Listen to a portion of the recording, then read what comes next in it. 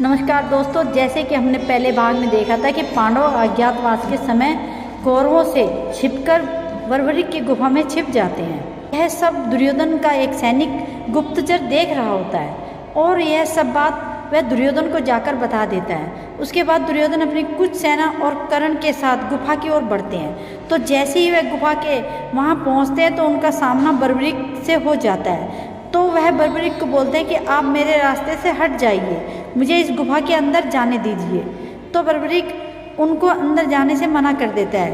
तो फिर कर्ण और बर्बरीक का एक दूसरे से आमना सामना हो जाता है। तो दोस्तों, अब इसके आगे की कहानी जानते हैं। कर्ण बर्बरीक की ओर धनुष की प्रत्यंचा खींचते हैं और छोड़ देते हैं और वहाँ इतनी तेजी से हवा चलती है जिससे वहाँ पर खड़े सैनिकों में हाहाकार मच जाता है। लेकिन कर्ण के उस अस्त्र का प्रभाव बर्बरीक पर तनिक भर भी नहीं होता और उसके बाद बर्बरीक भी अपने धनुष की प्रत्यंचा को खींचते हैं और छोड़ते हैं। तो उससे दुर्योधन घायल होकर नीचे गिर जाता है। यह देखकर बर्बरीक हंसने लगता है और कहते हैं, आप ठीक तो है ना तातश्री।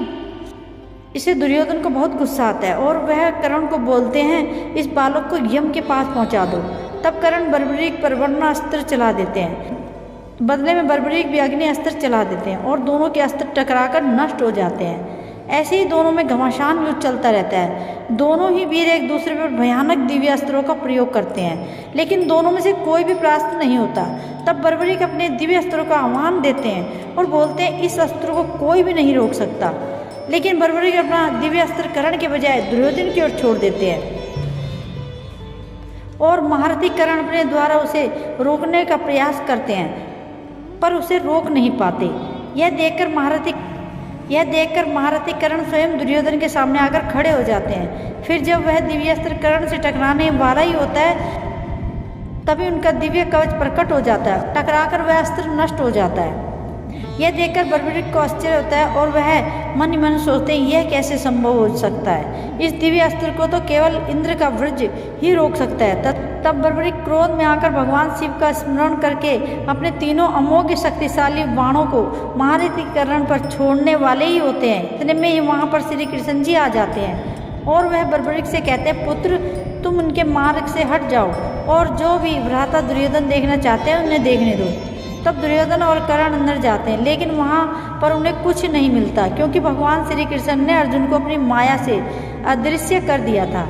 लेकिन दोस्तों, आपको क्या लगता है कि यदि बर्बरीक ने कर्ण पर भगवान शिव के दिए हुए अपने तीनों अमोघ या शक्तिशाली बाणों को चला दिया होता तो क्या होता? क्या कर्ण का कवच टूट जाता या फिर नहीं? कमेंट करके जरूर बताएं। तो आइए अब जानते हैं कि आखिर कैसे बर्बरीक ने कृष्ण के हाथों में शीश का दान देकर कैसे बर्बरीक बन गए भगवान खाटू श्याम। दोस्तों, महाभारत का युद्ध शुरू होने ही को था। देश भर के योद्धा या तो कौरवों के साथ थे या फिर पांडवों के। इसी बीच महाबली भीम के पुत्र बर्बरीक भी कुरुक्षेत्र की ओर बढ़ रहे थे। बर्बरीक महाभारत काल का सर्वश्रेष्ठ धनुर्धर था। युद्ध के मैदान में भीम पुत्र बर्बरीक दोनों खेमों के मध्य बिंदु पीपल के वृक्ष के नीचे खड़े हो जाते हैं और यह घोषणा कर डाली कि मैं उस पक्ष की तरफ से युद्ध लड़ूंगा जो युद्ध में हार रहा होगा। भीम के पुत्र बर्बरीक के समक्ष जब अर्जुन तथा भगवान श्री कृष्ण उनकी वीरता का चमत्कार देखने के लिए उपस्थित हुए तब बर्बरीक ने अपनी वीरता का छोटा सा नमूना मात्र ही दिखाया। श्री कृष्ण ने कहा कि यह जो वृक्ष है इसके सारे पत्तों को एक ही तीर से छेद दो तो मैं मान जाऊंगा। बर्बरीक ने आज्ञा लेकर तीर को वृक्ष की ओर छोड़ दिया। जब तीर एक एक कर सारे पत्तों को छेदता जा रहा था उसी दौरान एक पत्ता टूटकर नीचे गिर पड़ा और श्री कृष्ण जी ने उस पत्ते पर पैर रखकर उसे छुपा लिया कि यह छेद होने से बच जाएगा। लेकिन सभी पत्तों को छेदता हुआ वह तीर श्री कृष्ण के पैरों के पास आकर रुक गया। तब बर्बरीक ने कहा, प्रभु आपके पैर के नीचे एक पत्ता दब गया है, कृपया पैर हटा लीजिए क्योंकि मैंने तीर को सिर्फ पत्तों को छेदने की आज्ञा दे रखी, आपके पैर को छेदने की नहीं।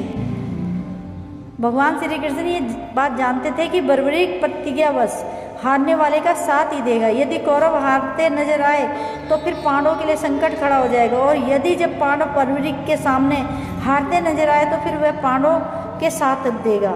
किसी तरह वह दोनों ओर की सेना को एक ही तीर से खत्म कर देगा। दोस्तों, आपको ये वीडियो कैसी लगी कमेंट करके हमें ज़रूर बताएं। और यदि आप लोग भी भगवान श्री कृष्ण को, भगवान श्री राम को सच्चे दिल से मानते हैं तो इस वीडियो को लाइक और हमारे चैनल को सब्सक्राइब ज़रूर करें।